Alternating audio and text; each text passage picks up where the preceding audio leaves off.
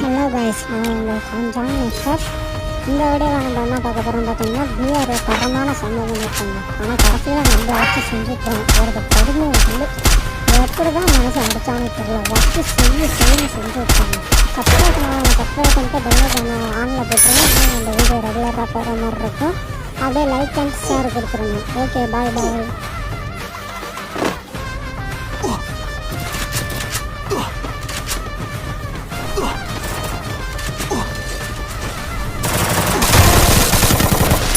Double takedown. Need equipment.